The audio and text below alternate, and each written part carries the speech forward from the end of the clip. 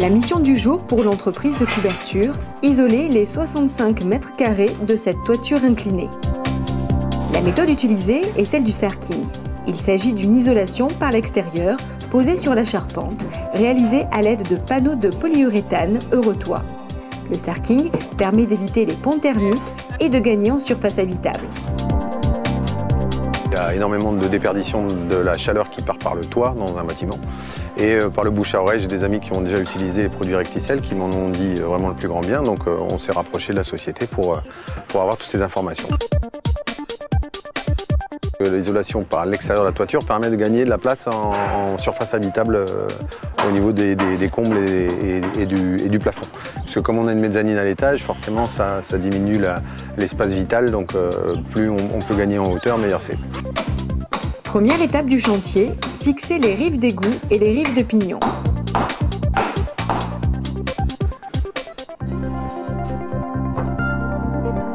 Les panneaux Eurotoit s'appliquent ensuite sur un support continu fixé sur une charpente en bois. Les premiers panneaux reposent sur la butée de bas de rampant. Au-delà de cette butée, isoler le débord de toit est inutile. Ces panneaux sont constitués de mousse de polyuréthane Recticel, qui est l'une des plus performantes du marché. Elle permet d'obtenir le meilleur rapport isolation-épaisseur-prix. En plus de son pouvoir isolant, l'Eurotoit contribue au confort thermique d'été par sa finition réfléchissante et permet ainsi une économie d'énergie en climatisation. La découpe des panneaux se fait facilement sur chantier, par exemple pour isoler le pourtour de la fenêtre de toit. L'emboîtement des panneaux rainurés, bouffetés est spécialement étudié pour obtenir une meilleure tenue en plan des panneaux assemblés et assurer la continuité de l'isolation thermique. L'emboîtement central permet au poseur de retourner les panneaux librement et de limiter ainsi les chutes. C'est très léger, c'est très maniable, c'est très facile à couper, c'est facile à emboîter.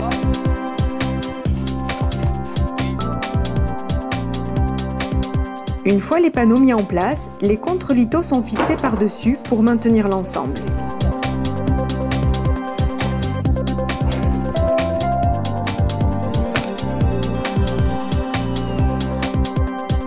Tous les 50 cm, les fixations traversent l'isolant et le plafond pour s'ancrer dans les chevrons.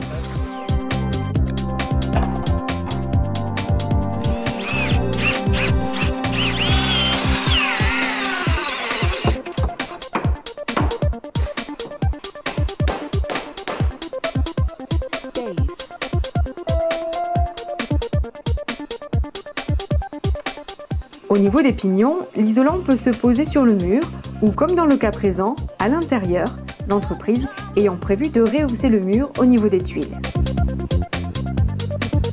Afin d'éviter les ponts thermiques, par exemple au niveau du faîtage et de la fenêtre de toit, de la mousse de polyuréthane est injectée.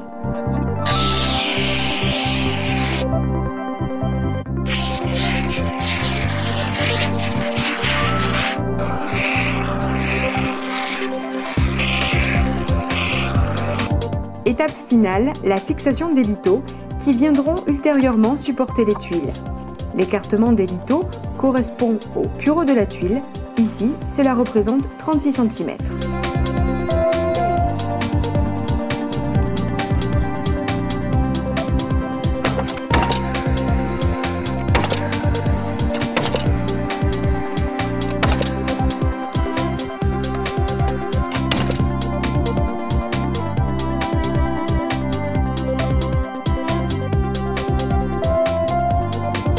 C'est très rapide puisqu'ils ont démarré ce matin et normalement ce soir la pose des isolants sera terminée.